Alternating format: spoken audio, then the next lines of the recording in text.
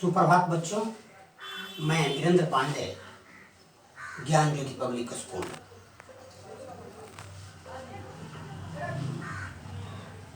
अभी तक आप लोगों ने वाक्य के भेदों को पढ़ा है। उसमें रचना के आधार पर वाक्य के कितने भेद होते हैं इसको मैंने पढ़ाया है। आज पढ़ाएंगे कि अर्थ के आधार पर वाक्य के कितने भेद होते हैं। तो अर्थ के आधार पर वाक्य के 8 भेद होते हैं। अर्थ के आधार पर वाक्य के 8 भेद होते हैं। इन भेदों को हम बारी बारी से परिभाषित करेंगे और उदाहरण के द्वारा समझेंगे। तो 8 भेदों में से सबसे पहला भेद है विधिवाचक वाक्य। विधिवाचक वाक्य या विधानवाचक वाक्य। विधिवाचक वाक्य भी कहते हैं और विधानवाचक वाक्य भी कहते हैं। तो इस वाक्य में कोई भी कार्य साधारण रूप से होता है और कार्य निश्चित होता है। तो ऐसी बात यदि हो किसी वाक्य में तो वो विधानवाचक वाक्य होता है। जैसे राम पढ़ता है, तो इससे ये बोध होता है कि राम जो साधारण रूप से पढ़ रहा है, अर्थात तो राम पढ़ रहा है, निश्चित है। तो यदि ऐसा वाक्य होगा तो उसे विधानवाचक वाक्य कहेंगे। दूसरा है निषेधवाचक वाक्य या उसको नकारात्मक वाक्य भी कहते हैं। तो निषेधवाचक वाक्य में या नकारात्मक वाक्य में ये होता है कि कोई कार्य के न होने का बोध होता है, कार्य नहीं हो रहा है। तो यदि ऐसा वाक्य हो जिससे बोध हो कि कोई कार्य नहीं हो रहा है तो उसे निषेधवाचक वाक्य या नकारात्मक वाक्य कहते हैं। जैसे राम नहीं पढ़ता है, अर्थात पढ़ने की क्रिया नहीं कर रहा है, नहीं हो रहा है, तो इसे को नकारात्मक वाक्य कहते हैं। अब है तीसरा प्रश्नवाचक वाक्य। तो प्रश्नवाचक सीधी सी बात है कि प्रश्नवाचक वाक्य में प्रश्न का बोध होता है, प्रश्न किया जाता है। तो इसमें क्या है, जैसे क्या राम पढ़ता है? यदि प्रश्न किया जाता है तुम्हारा नाम क्या है, तुम कहाँ रहते हो, यदि ऐसा वाक्य हो तो उसे प्रश्नवाचक वाक्य कहा जाता है। अब है चौथा आज्ञावाचक वाक्य।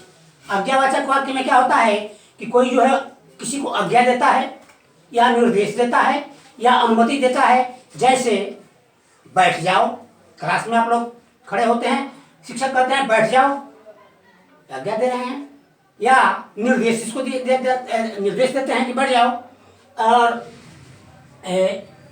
कृपया शांति बनाए रखें, ये भी निर्देश है, कृपया शांति बनाए रखें, शांति बनाने का। अंदर आ जाओ, अनुमति है। तो यदि ऐसा वाक्य हो जिसमें अनुमति हो, आज्ञा हो और किसी को निर्देश दिया जाए तो उसे आज्ञावाचक वाक्य कहते हैं। पांचवा है इच्छावाचक वाक्य। इस वाक्य में किसी की इच्छा प्रकट होती है, इच्छा व्यक्त की जाती है। यदि मान लीजिए कहा जाए कि खुश रहो, ईश्वर तुम्हें लंबी उम्र दें,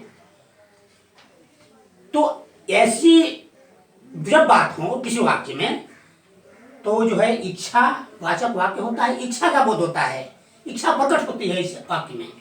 तो ऐसे वाक्य यदि रहें तो उसे इच्छावाचक वाक्य कहा जाता है। अब है संदेहवाचक वाक्य।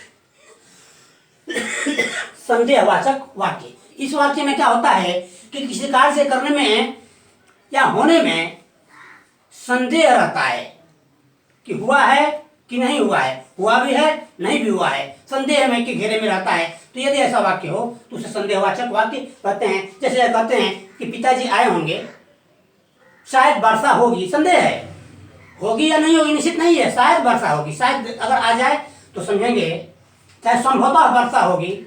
यदि ऐसा वाक्य रहे संभवतः हो, शायद हो, तो उसमें क्या होता है, संदेहवाचक वाक्य होता है। अब है संकेतवाचक वाक्य। संकेतवाचक वाक्य में यदि लगा रहता है, संकेत होता है, इसमें क्या होता है कि एक कार्य का होना दूसरे कार्य पर निर्भर करता है। एक कार्य जब होगा तभी दूसरा कार्य होगा, अन्यथा नहीं होगा। जैसे वर्षा होगी तो फसल अच्छी होगी, पढ़ोगे तो सफल होगे। इस पर शर्त है कि पढ़ोगे तभी सफल होगे। एक सफल होने का कार्य पढ़ने पर निर्भर करता है। फसल अच्छी होने का कार्य जो है वो वर्षा पर निर्भर करता है। तो यदि ऐसे वाक्य हो जिसमें एक कार्य दूसरे पर निर्भर करता है तो वैसे को वो जो मान लीजिए वाक्य जो है वो यदि से जुड़ा होता है, अक्सर यदि से जुड़ा होता है। तो यदि ऐसा वाक्य हो तो उसको संकेतवाचक होता है। इसमें संकेत होता है कि कार्य ये करने पर ही दूसरा कार्य होगा। तो ऐसे वाक्य को क्या कहते हैं? संकेतवाचक वाक्य। आठवां है विस्मयादि बोधक वाक्य। इसमें विस्मय का बोध होता है, हर्ष का बोध होता है, दुख का बोध होता है, घृणा का बोध होता है, शोक का बोध होता है। यदि कोई ऐसा वाक्य हो जिसमें हर्ष का खुशी जाहिर हो, घृणा का बोध हो, छी छी बहुत गंदा लड़का है, शाबाश तुम जीत गए, यदि ऐसा हो तो वह जो है विस्मय वाचक वाक्य होता है। ओह कितना सुंदर फूल है, देखो विस्मय हो रहा, ओह कितना सुंदर फूल है, आश्चर्य का बोध होता है, विस्मय का बोध होता है। यदि ऐसा वाक्य जो हो तो उसे विस्मयादिबोधक वाक्य कहा जाता है। तो मुझे आशा है कि आप समझ गए होंगे और इसको याद करेंगे। ऑनलाइन पढ़ाई का मतलब कि आप घर पर बैठे हुए हैं तो इसको पढ़िए, याद कीजिए, जो भी पढ़ाया जा रहा है ध्यान दीजिए, याद कीजिए। और फिर अगली बार हम पढ़ाएंगे आप लोगों को वाक्य चैप्टर का ही वाक्य परिवर्तन। वाक्य एक वाक्य जो है उसको दूसरे वाक्य में कैसे परिवर्तन किया जाएगा इसको बताएंगे, जिसको कहा जाता है अंग्रेजी में ट्रांसफॉर्मेशन ऑफ सेंटेंस।